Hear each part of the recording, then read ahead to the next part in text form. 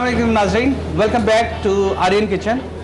आज हम लोग आपको 3 तरह के नान, जो कि हमारी स्पेशलिटी है आर्यन कुजीन में, मोस्टली हम आउटसाइड कैटरिंग में यही देते हैं। सबसे पहले मैं आपको बताऊं कि हमारे पास 3 तरह के तंदूर है। एक स्टेनलेस स्टील का तंदूर है, एक मिट्टी का तंदूर है जिसमें गैस है, और एक तंदूर हमारे पास वुड का है। ये तीनों तंदूर हम अकॉर्डिंग टू द कस्टमर या अकॉर्डिंग टू द रेसिपी हम लोग इसमें नान लगाते हैं। आज की रेसिपी में हम 3 नान लगाएंगे। एक है कलवंजी नान, एक है रोगनी नान या तिल वाला नान। तो आइए हम लोग इसकी प्रिपरेशन शुरू करते हैं। बिस्मिल्लाहिर्रहमानिर्रहीम। सबसे पहले हम लोग इसमें मैदा डालेंगे।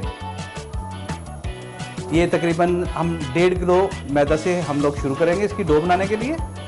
हमने 1.5 से 2.25 किलो मैदा डाला है। उसके बाद हम इसमें डालेंगे ईस्ट। तकरीबन ये आपके सामने 2 टीस्पून या 1 टेबलस्पून हमने उसमें ईस्ट डाली, और उसके बाद हम शुगर डालेंगे इसमें तकरीबन 1 चम्मच, पूरा 1 शुगर डालेंगे। उसके बाद हम लोग इसमें नमक डालेंगे 1 टीस्पून के करीब। हम लोग इसमें 1 से 1.5 टीस्पून हम लोग नमक डालेंगे।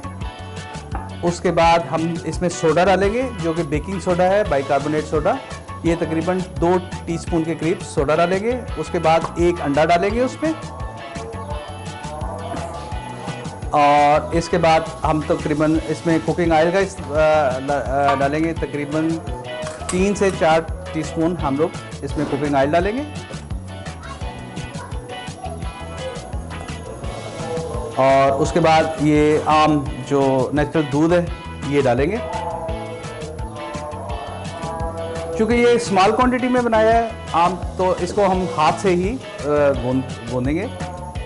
इसको अच्छी तरह मिक्स करेंगे और इसको हम एक डो के फॉर्म में बनाएंगे। और इसमें साथ हमने पानी रखा हुआ है, साथ साथ पानी भी ऐड करते जाएंगे। सबसे पहले इसको रब करेंगे अच्छी तरीके से ताकि गुठली ना बने, और इसके फ्लेवरिंग इन्हेंसिंग में हर चीज़ शामिल हो।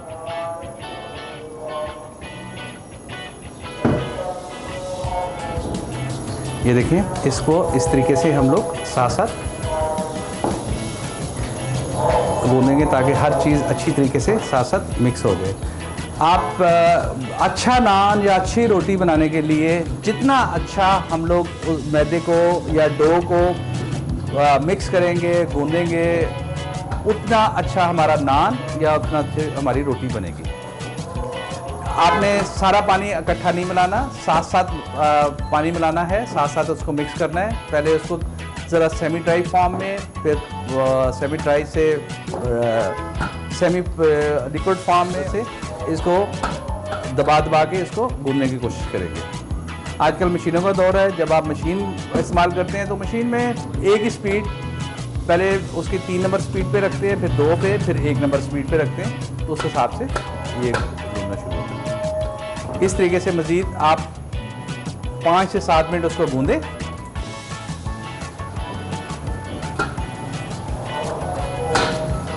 अब ये मैदा गूंद चुका है, और इसको हम लोग इसके फर्मेंटेशन के लिए, क्योंकि हमने ईस्ट और सोडे का इस्तेमाल किया है, तो उसका खमीर के लिए हम इसको तकरीबन 1.5 से 2 घंटे के बाद हम इसको इस्तेमाल करना शुरू कर देंगे। जी अस्सलाम वालेकुम वंस अगेन। अब हम लोग शुरू करते हैं नान लगाने के लिए शुरू करते हैं। ये देखें, वो जो खमीर था वो तकरीबन उसको 2 से 2.5 घंटे हो चुके हैं। ये हम लोग अब नान लगाना शुरू करेंगे।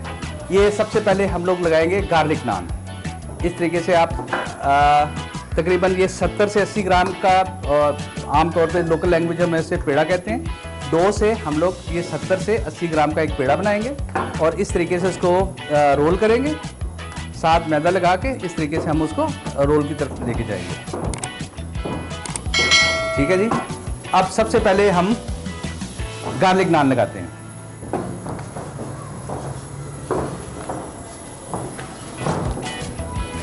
सबसे पहले हल्का सा पानी लगा के उसमें इस तरह के हम लोग निशान लगाएंगे। जैसा कि आपने देखा भी होगा कि ये इस तरह नान लगाते हैं। ये नान आपको छोटा इसलिए नज़र आ रहा है कि हमारे पास अभी जो ऑर्डर में नान है वो कॉकटेल नान है, जो कि हमारी स्नैक्स पार्टी में जाते हैं। ये इस तरीके से निशान लगाएंगे। उसके ऊपर फिर हम थोड़ा सा गार्लिक लगाएंगे, और गार्लिक के साथ हल्का सा हम लोग सब्ज़ धनिया लगाएंगे ताकि उसकी ज़रा खूबसूरती में इजाफा हो। अब ये इस तरह लगाने के बाद इसको उठाएंगे और इसमें एक हमने कुशन बनाया था इस तरह, गद्दी के ऊपर उल्टा करके रखेंगे, हल्का सा उसमें पानी लगा के अंदर तंदूर में लगाएंगे। ये हमारा गार्लिक का नान लग गया। गार्लिक का एक नान और लगा देते हैं ताकि मज़ीद आपको अच्छे तरीके से पता चल सके। सबसे पहले इस तरह निशान लगे, निशान लगने के बाद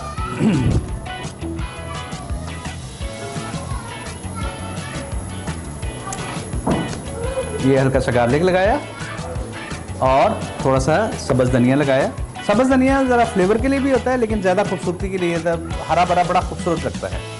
ठीक है जी, इस तरीके से जिस तरह पहले लगाया था इस तरीके से नान लगाया। ओवन का टेम्परेचर हमारा मॉडरेट ओवन है, ये सामने आपके ओवन पे लगा है।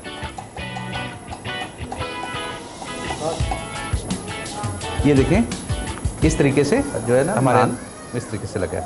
अब हम दूसरा नाम लगाएंगे। अब ये देखें, ये देखें, लुक एट दैट। अब इसमें हल्का सा हम लोग तेल और अपना घी और देसी घी इसके ऊपर इस तरीके से लगाएंगे। अब ये आपका नान तैयार है, आप इसको खाने के लिए रेडी है।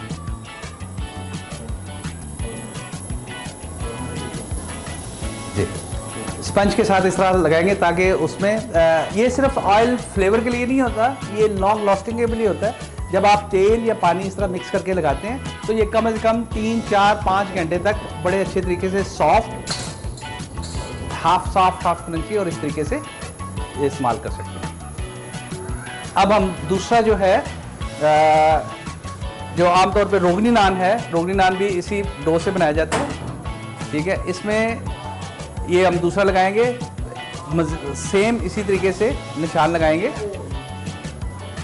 निशान लगाने के बाद इसमें हल्का सा तेल लगाएंगे,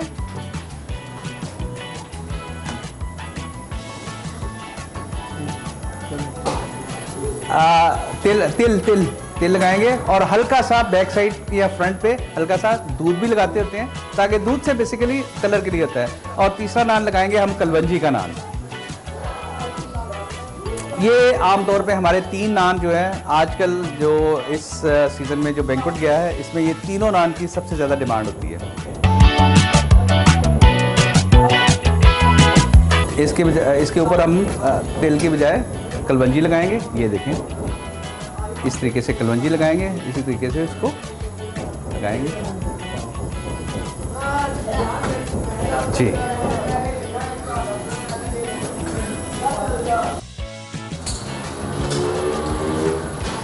ये देखिए जनाब, ये आ गया हमारा तेल वाला नान और इसको भी मज़ीद इसी तरीके से करेंगे।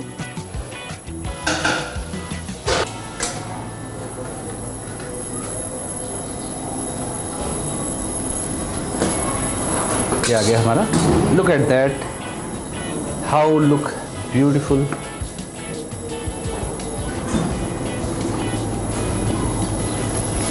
अगर आप इनको खोल के देखें,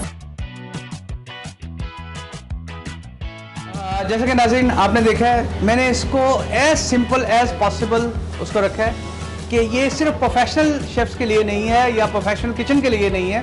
जैसा कि आपने रेसिपी में देखा है, इसको बड़ी सिंपल चीज़ों में रखा है जो कि आप आसानी से घर में भी तैयार कर सकते हैं। बाई चांस आपके पास तंदूर नहीं है, इसका तरीका भी मैंने बताया कि आप तवे पे या देचके में भी इसको लगा सकती हैं। प्लीज़ इसको ट्राई कीजिएगा, you will feel the difference and I think you can do it. थोड़ी सी मेहनत की ज़रूरत है। Thank you very much.